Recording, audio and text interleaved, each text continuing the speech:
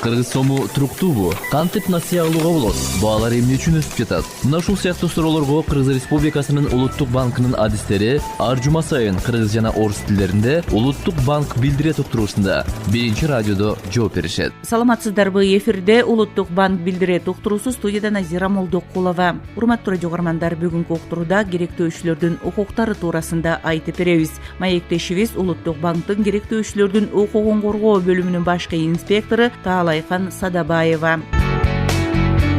Талайхан Мукашевна, мына банк менен кардардын ортосунда пикир келишпестик болуп калса, кайда кайрылуу керек? Бул учурда укукту коргоону кайдан башташ керек? Биз банктар менен керектөөчүлөрдүн ортосунда келип чыккан бир талаш суроолор боюнча биринчиден эң эле тез чечүү жолу деп банкка түз кайрылууну сунуштайбыз. Эгерде банк менен эки жакка бир ыңгайлуу келген чечимге келе албай калсаңыз, анда сот аркылуу чечилет. Эми бул жарандык келишим болуп эки жак макулдашып аткандан кийин талаш суроолор сот органдарында чечилет. Бирок биз келген өзүбүздүн кардарларга сунуштаганыбыз биринчиден чыр чыгып аткан келишимде көрсөтүлгөн финансы кредит мекемеси менен барып сүйлөшсөңүз, мүмкүн сотко жетпей деле бир эки жакка туура келген чечимге келип каласыз деп ушуга жардам берүүгө аракет кылып атабыз.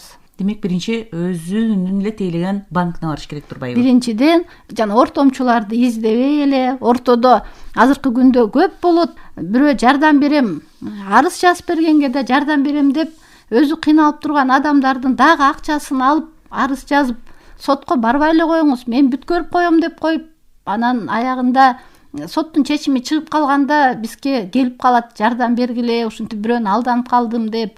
Ошондой ортодо түшүнбөгөндүктөн бир талаш суроо болуп атса, анын үстүнө дагы кыйнап акчаңызды кетирип, убактыңызды кетирбеңиз деп кандайдыр бир мындай туура чечим кабыл алат деп биз биринчиден ошо банкка кайрылгыла деп сунуштап атабыз. Бул биринчиден банктын өзү үчүн да пайдалуу экен да. Ооба. Анда Талайхан Мукашевна, мыйзамда белгиленген талаптарга токтолуп кетсеңиз, арыз жазуунун өзүнүн жол жобосу барбы? Банкта кайрылууларды толук убагында туура карап чыгуу үчүн мыйзамда жана Кыргыз Республикасынын Улуттук банкынын кабыл алынган бир атайын жоболору бар. Ошол жерде так көргөзүлгөн банк мекемелери келген кардардын арызын толук карап чыгып, канааттандырууга мүмкүнчүлүк болсо, ага жок десе эмне үчүн, кандай жолдорун сунуштай алат, ушунун баарын карап жардам берүү боюнча талаптар бекитилген. Талайхан Мукашевна, Улуттук банкка келип түшкөн кайрылуулар туурасында дагы маалымат берип өтсөңүз, кайрылуулар канча мөөнөттө кайрылып чыгыш керек, анын дагы атайын белгиленген убактысы барбы? Жалпысынан кандай багыттагы же кандай мүнөздөгү кайрылуулар келип түшөт? Биз мурда мен алдыда айтып кеткендей, финансы кредит мекемелеринде атайын тартиптер бар, ички жоболору бар, кайсы учурда кандай шарттарда кайрылууну карап чыгыш керек. Ар бир финансы кредит мекемесинде жоопкерчиликтүү кызматкерлер дайындалат.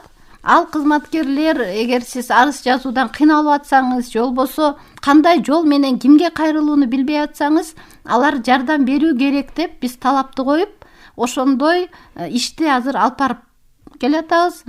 Банк мекемесине кайрылсаңыз, мыйзам боюнча 30 күндүн ичинде алар сизге жооп бериш керек. Орусчабы же кыргызчабы, кайсы тилде сиз кайрылуу жазсаңыз, ошо тилде толук маалымат бериш керек. Же чечилет бул сурооңуз, же чечилбейт, чечилбесе кандай жол менен эмне кылсак болот деп, буну эки жактын жана сүйлөшүү процесси.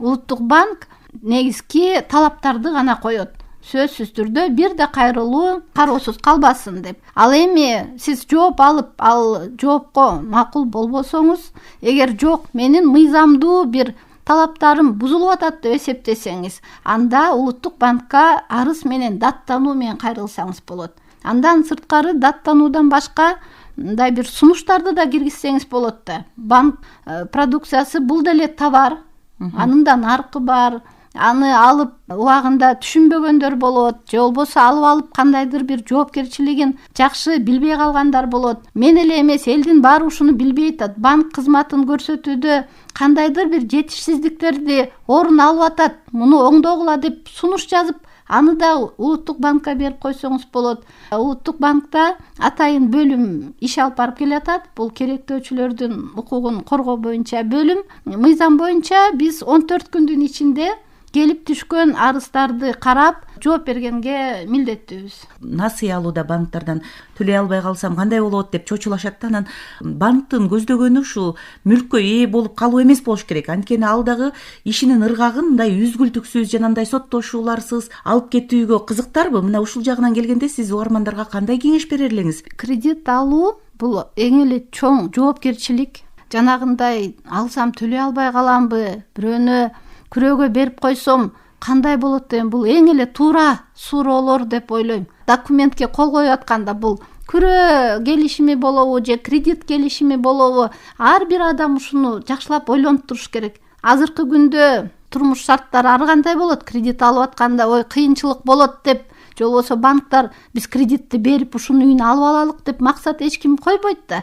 Кредит бул азыркы турмушта ар дайым колдонулуп келаткан нерсе. Кээси өзүнө кичине акчага керектөөгө алса, кээси чоң инвестициялык проекттер менен деле кредит алып атат, кымбат турган жана айыл чарба техникасын алып атат. Мунун баары иштеш керек. Экономикага, банктардын ишмердүүлүгүнө бул керектүү нерсе кредит. Бирок ошо кредитти алып атканда ар бир жаран жакшылап ойлонуп, кагаз жүзүнө отуруп алып эсептеп чыгыш керек. Көп бизге мен өзүмдүн тажрыйбаман улам айтып атам, кагаздарын алып келет, бирок мен окуган эмесмин дейт. Өзүң карап эсептеп көрчү, мен билбей атам дейт. Ошол үчүн мен ар бир келген биздин керектөөчүгө сунуш берем. Сиз да караңыз, мен да карайын. Сиз өзүңүз түшүнүп, өзүңүздүн акчаңызды эсептебесеңиз, анда жоопкерчиликти дагы жакшы түшүнбөгөн болуп атпайбы? Ошол үчүн мыйзамда азыр ушундай талаптар коюлуп атат. Банк мекемеси кредит берүүнүн алдында дагы чоң жоопкерчиликтүүлүк мындай ачык маалымат берип, толук маалымат берип, жана ответственное кредитование деп атабыз. Жоопкерчиликтүү бир иш алып барыш керек. Жөн эле берип коюуда максат эмес. Кардарларга да түшүндүрүш керек турбайбы? Эгерде сиз чын баарын айтып бердим, ушул адам баарын түшүндү деп ынансаңыз, ошондо гана кредит бериңиз да. Ошон үчүн насыяны алууда жетелчү биргесип, өзүнүн кирешесин толук эсептеп чыгыш керек. Кирешени ачык жазып бериш керек. Эптеп эле кредит алдым деп банктан жашырбаш керек. Жазып коеюн деген да туура эмес. Эртеңки күнү ал акчаны төлөгөнгө келгенде пенсияман башка эчтекем жок болуп атат, кантип төлөйм деп да суроолор чыгып калып атпайбы? Ошол үчүн бир кагазга баарын толук жазып алыш керек. Ар бир банктын сунуштаган шарттары да башкача. Кайсынысын алсаңыз сизге кандай шартта, канча пайыздык ченем менен алсаңыз, канча мөөнөткө алсаңыз, сиз кыйналбай өзүңүзгө койгон жакшы бир максатыңызды ишке ашырып аласыз деп жазыш керек. Өзүңүз алган пайдадан ай сайын эсептеп туруп, бир 30%ке чейин кредитке жумшасам, калганы өзүмө, үй бүлөмө, тамак ашыма кенен жетет деп өзүңүзгө мындай бир толук ишенсеңиз, анда кредит алып иштеш керек.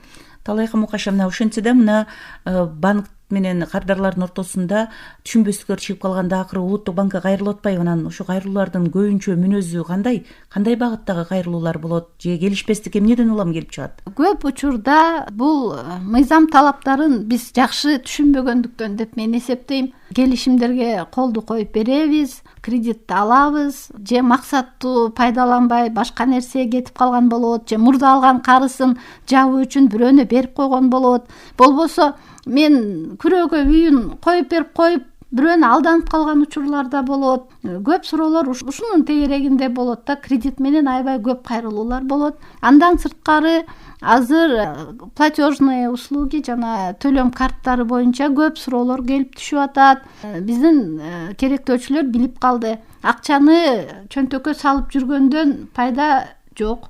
Акча да иштеш керек. Акчаны да туура пайдаланыш керек. Ошол үчүн банктарга депозитке салат, болбосо накталай эмес жол менен ошол эле товарларды кредитке алсак болот. Ушул суроолор менен да көп кайрылышат. урматтуу радио угармандар, бүгүнкү уктурууда керектөөчүлөрдүн укугу туурасында маалымат берүүгө аракет жасадык. Маектешибиз Улуттук банктын керектөөчүлөрдүн укугун коргоо бөлүмүнүн башкы инспектору Таалайхан Садабаева болду. Ушуну менен Улуттук банк билдирет уктуруусу соңуна чыкты. Даярдап алып барган Назира Молдокулова. Саламатта калыңыздар.